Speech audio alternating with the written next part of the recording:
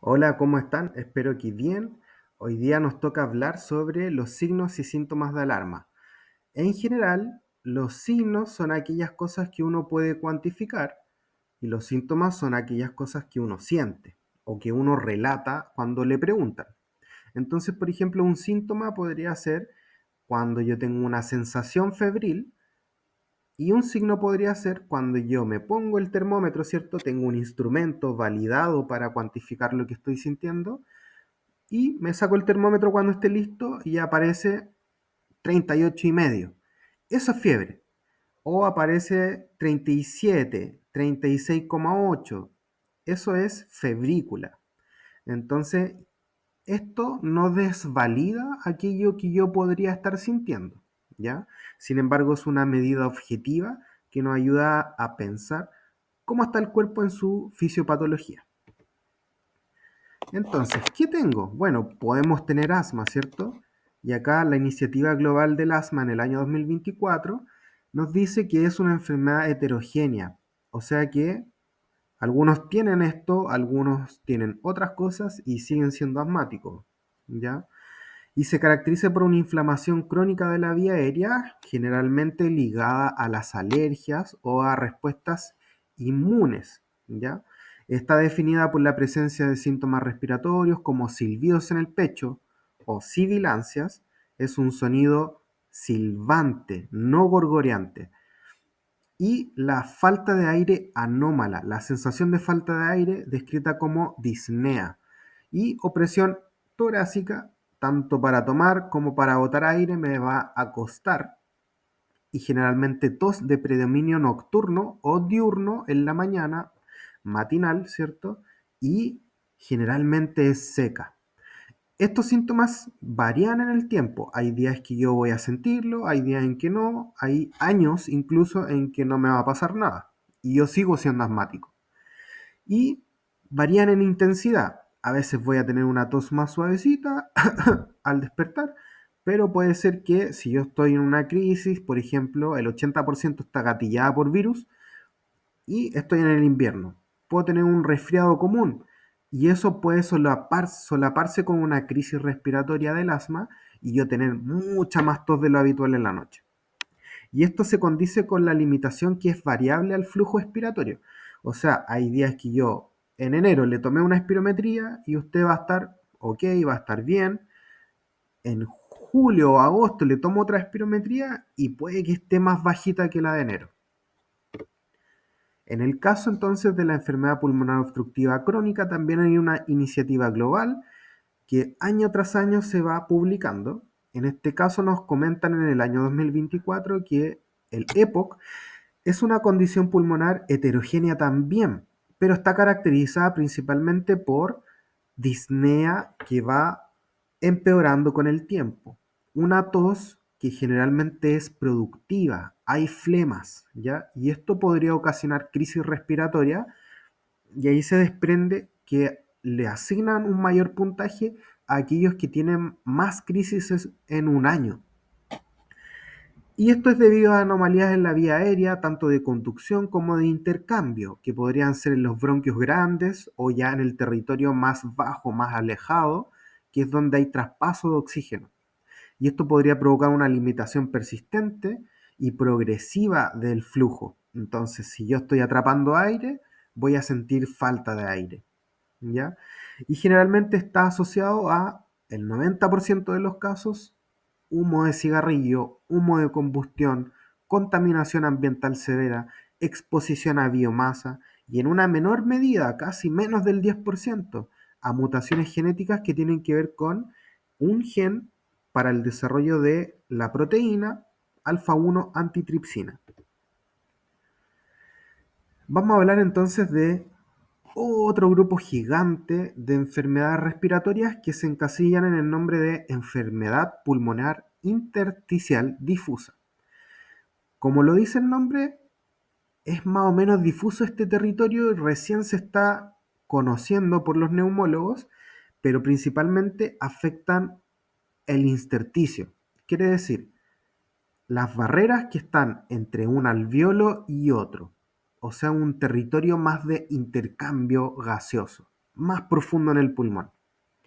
Y en algunos casos, no en todos, podrían haber bronquiectasias secundarias, por ejemplo, dilataciones anormales de los bronquios más grandes, a propósito de que este territorio más pequeñito, más al fondo, está fibrosándose por reacciones inflamatorias o por depósitos, por ejemplo, de fibroblastos o colágeno, y traccionan estos bronquios que están más arriba, los dilatan, y en esos espacios, bronquiectasias secundarias por tracción, es donde van a ir quedando, por ejemplo, colonizaciones de ciertas bacterias o incluso de ciertas pseudomonas, ¿ya? En esos lugares podría desarrollarse entonces más flema, ¿ya? En algunos casos, no en todos, pero en general es un grupo muy, muy grande donde el mayor representante vendría siendo la fibrosis pulmonar idiopática. No se sabe por qué ocurre, pero sí está ligado a la edad, por ejemplo, mayores de 50, 60 años podríamos empezar ya a diagnosticar, y personas que hayan tenido exposición al tabaco o personas que hayan tenido un tipo de trabajo en específico, como por ejemplo aplicadores de químicos, panaderos, personas que trabajan con telas, personas que cuidan animales como las gallinas, los pollos, etcétera. Bueno, y si estoy en una crisis, ¿qué puedo sentir? En el caso del asma, generalmente son los mismos síntomas que habíamos conversado recién, pero más fuertes. O sea, en este caso, estoy en una crisis respiratoria porque estoy silbando más, me falta más el aire, o tengo una tos más frecuente, una tos seca, ¿cierto? Y en el caso de la enfermedad pulmonar obstructiva, podríamos decir que hay más falta de aire, más tos, más secreciones, y a esto se le describió antiguamente como los criterios de Antonisen. O sea, yo siempre tengo flema, ¿cierto? Tengo EPOC, tengo siempre flema, siempre cansancio, siempre tos, pero ahora es más, ¿ya? Más allá de lo habitual que yo conozco. Y en el caso de la enfermedad pulmonar intersticial difusa, es un poco más extraño todo esto, es difuso, habíamos hablado, pero generalmente es más falta de aire, ¿ya? En menos de un mes tengo mucha más cansancio, mucha más falta de aire, y habría que entrar a distinguir si es que esto puede deberse a algún problema agudo, ¿cierto? Algún resfriado que puede ser neumonía, por ejemplo, o puede ser eh, algún problema cardíaco incluso. Pero en general son los síntomas que yo ya tenía, ahora están exacerbados. En el caso del asma, ¿qué me podría llevar a tener una crisis? Acá la iniciativa global en el año 2024 nos describen que si yo nunca controlé los síntomas del asma, bueno, es, es- es esperable que podamos tener una crisis respiratoria. Si es que yo uso mucho salbutamol en un año, eso se ha correlacionado aquí, claro. ¿Por qué usan tanto salbutamol? Y es porque no habían tenido tampoco el acceso al corticoide inhalado, que es el fármaco de mantención. Y si yo no me mantengo bien, siempre voy a necesitar rescates. Y el salbutamol es un tratamiento de rescate. Sumado a esto puede ser una mala utilización o una mala técnica inhalatoria, o ciertos problemas de salud que van de la mano, que puede ser la obesidad, la rinosinusitis, el reflujo gastroesofágico, alguna alergia, incluso el embarazo. Ahora, si esta persona puede que haya estado bien, usando sus inhaladores normal, todo ok, pero un día se le ocurrió un asado, por ejemplo, y esta persona es muy respondedor al humo. Bueno, lo más probable es que esa noche esta persona tenga más tos. Y eso podría ser una crisis respiratoria leve, moderada o severa. Lo mismo con los vapeadores o con el polen, el pasto, con algunos animales o la contaminación, por ejemplo, del smog. También problemas psicológicos podrían llevar a desencadenar, a gatillar una crisis respiratoria en el asma. Y pensemos en una persona que tiene una función pulmonar bajita. Yo le tomé la espirometría en diciembre del año pasado, por ejemplo, y está botando poco aire.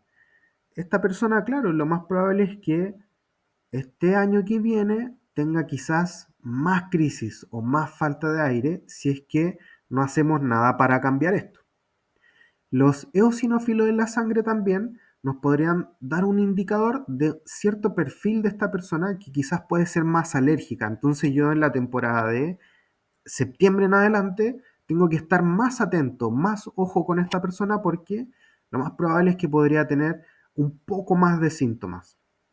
Y también pensemos en una crisis grave que requirió el ingreso a la unidad de cuidado intensivo o al uso de ventilación mecánica. Pongámosle que en enero y estamos ahora en septiembre. Bueno, puede que esta persona no haya recuperado del todo su función pulmonar y ahora venga una nueva crisis y empeore un poquito más.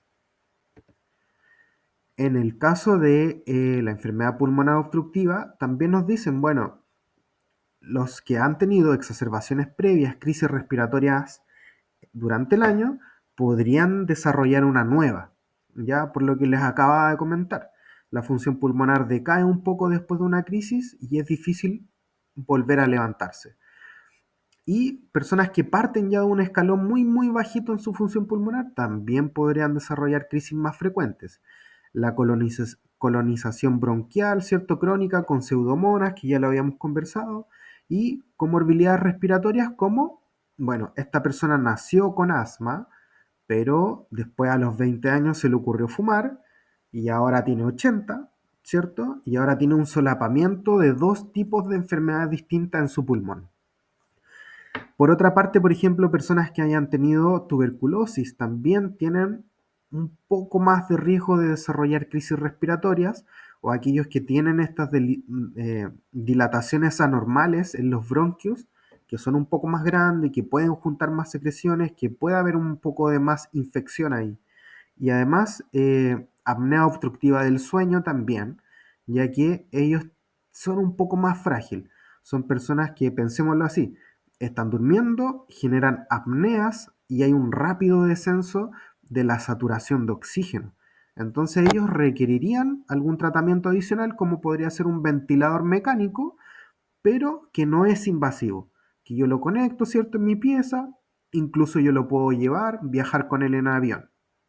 Pero sí, son personas un poco más frágiles en ese sentido. Y algunas comorbilidades en general, que podrían ser insuficiencia cardíaca, depresión, reflujo gastroesofágico, entre otras. ¿Y de qué hablar si es que el 90% de este problema de salud está explicado por el consumo de tabaco? Continuar fumando también me puede llevar a una siguiente crisis respiratoria, así como cualquier otro contaminante. Puede ser del vapeo, puede ser de alguien que pasó fumando por el lado mío. Si es que somos muy sensibles a esto, claro que vamos a responder. Si es que prendemos la chimenea todos los días, también. O si es que el vecino también la prende, que suele pasar, y yo no cerré las ventanas, lo más probable es que también pueda tener un poco más de síntomas. Así, también la mala adherencia o una técnica inhalatoria deficiente puede hacer que mi función pulmonar disminuya más aún y eso me lleve a tener más crisis respiratoria. Pero también se ha visto que, en especial, tener bajo peso es un factor de riesgo. Tener más edad o tener una falta de aire, incluso en mis actividades de la vida diaria, como sacarme la ropa, ponerme ropa, ducharme, cosas como esas, claro que sí, podría tener más crisis. Y sobre todo, si es que yo tengo una calidad de vida disminuida, a través de una encuesta de calidad de vida, yo les pregunto y veo que hay un impacto muy grande, sí, eso es también un factor de riesgo. Entonces, tenemos que modificar eso, ¿cierto? En el caso de la enfermedad pulmonar intersticial, sobre todo en la fibrosis pulmonar, tener patologías cardíacas ya desde un inicio me predispone un poco más a tener problemas, ¿cierto? A tener crisis. Y un estadio, o sea, un posicionamiento mayor en un tipo de tabla que vendría siendo GAP, que mide el género, la edad y la fisiología pulmonar, que pueden ser hombres, que pueden ser mayores de 60 años y que tienen una capacidad vital forzada en la espirometría menor al 75% de lo que en general la persona de esa edad, de ese sexo, de esa estatura, de ese peso puede lograr, me predispone a tener quizá alguna crisis, ¿ya? Y lo que habíamos conversado en el asma, el tema de los eosinófilos, si es que metemos una manguerita y sacamos una muestra del pulmón de un lavado bronquialveolar y los eosinófilos están muy elevados, quiere decir que hay una inflamación pulmonar muy grande y eso me podría llevar a tener crisis, ¿ya? ¿Por qué se explica esto? Bueno, en el caso del asma tenemos una base que es la hiperreactividad bronquial. Acá, a su mano izquierda, les dejé un bronquio normal, ¿cierto? Que vemos una luz bastante grande y en el otro lado, en el sector derecho de este circulito, vemos una musculatura muy contraída, muy apretada. Eso sería un bronquio en una crisis, por ejemplo. Está muy apretado, pasa poco aire y por lo tanto silba, ¿ya? Me provoca falta de aire y esa falta de aire, este respirar un poco más cansado me puede provocar más tos, ¿ya? Entonces la hiperreactividad bronquial en el asma está dada por una inflamación de este sector, ¿ya? Distinto es en el caso de el enfisema o la bronquitis, que es más a lo que le pasa el EPOC, ¿cierto? En la enfermedad pulmonar obstructiva crónica puede haber estos dos tipos de problemas. Uno ocurre en la vía aérea de conducción.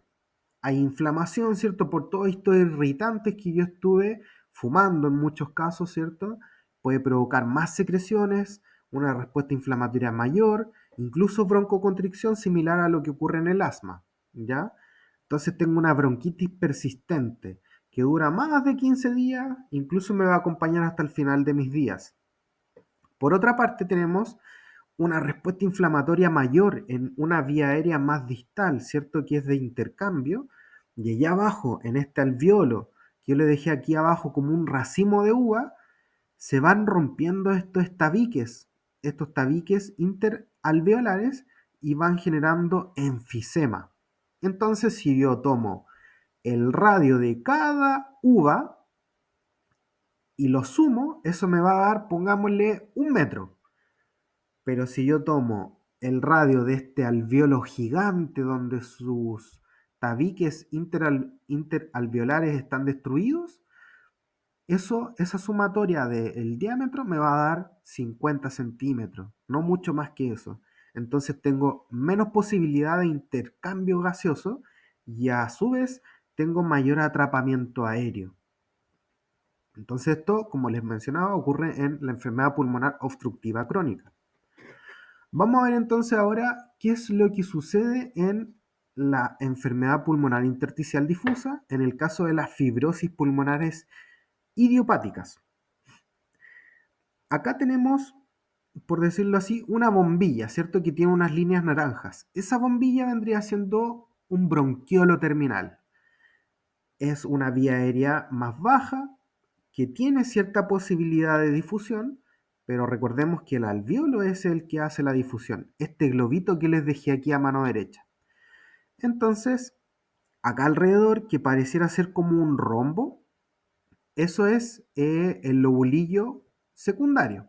En este lobulillo secundario que está lleno de tejido intersticial es donde ocurre inflamación. Los alvéolos, todo bien, pero al momento de que el oxígeno quiere salir del alvéolo para ir al capilar sanguíneo, como se ve en la imagen de la derecha, tengo todo este rombo muy grande y el oxígeno se demora en llegar. Es como que tuviera que subir un cerro el oxígeno y después bajar y ahí recién va a llegar al capilar y ahí recién yo voy a sentir que estoy respirando. Entonces ocurre un trastorno de la difusión del oxígeno. Generalmente cuando nos estamos moviendo entonces, ahí es donde más se va a notar la falta del aire. Pero a su vez la, aumentar, por así decirlo, nuestra capacidad de ejercicio va a ayudar a que yo mantenga un estado respiratorio lo mejor posible. Hemos hablado puras cosas difíciles más o menos, ¿cierto? Pero hay cosas más fáciles que podemos hacer para prevenir tener una crisis respiratoria. Lo principal es mantener una buena adherencia a los controles de salud, porque habíamos visto que no solo la parte respiratoria o las infecciones me pueden llevar a tener una crisis, sino que también el sobrepeso, seguir fumando, no moverme, todas esas cosas empeoran lo que ya tenemos, ¿ya? Llevar una buena adherencia al tratamiento, o sea, si a mí me dijeron, hágase una inhalación de polvo seco todas las mañanas en este horario, yo tengo que hacer caso, ¿ya? Y reconocer los síntomas habituales. Hablamos entonces que en el asma hay de predominio silbidos en el pecho, falta de aire y tos seca. En el caso de EPOC tenemos tos con flema y falta de aire más de lo habitual.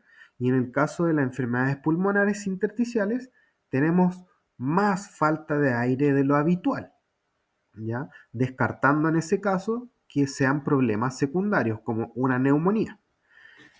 ¿Ok? Entonces reconocer estos síntomas, reconocer, saber qué es lo que me pasa a mí, reconocer una línea de base, me permite decir, bueno, ahora esto se salió de las manos, ¿ok? Y aplicar los esquemas de vacunación, por ejemplo, en el caso de la influenza, se ha visto que la sola vacunación de la influenza disminuye la mortalidad por todo tipo de causa, ¿ya? O sea, no solo previene una enfermedad por influenza grave, sino que por todos los demás tipos de problemas de salud que podamos desarrollar. Entonces eso me permite, si yo voy a los controles, si conversamos, ¿cierto? Yo les explico, me va a permitir reconocer mis síntomas, me va a permitir reconocer signos de alarma, me va a poder permitir reconocer cuáles son mis inhaladores, cuál es la mejor técnica para inhalarme y aprender ejercicios respiratorios, ¿cierto? Que vamos a ir viendo más adelante. Y eso nos va a permitir reforzar las medidas de higiene de la tos. Por ejemplo, usar mascarilla bien adecuada, ¿cierto? No tocarla, el lavado de manos, cómo se hace, ¿cierto? Usar el antebrazo para la tos, entre otras cosas, el distanciamiento, la ventilación, todo eso que nosotros solemos conversar en algún control, entonces eso me ayuda a prevenir que nosotros tengamos crisis. Entonces, espero haberlos ayudado. Recuerden estudiar esto porque les voy a preguntar a cada uno ciertos aspectos de esta presentación y espero que les ayude a controlar y a identificar los síntomas que podrían desarrollar ante una crisis para que sepan cuándo consultar. Más adelante vamos a ver dónde, en qué casos y ante qué situaciones yo me tengo que dirigir a cuál lugar, ¿ya? Así que eso, nos estaremos viendo.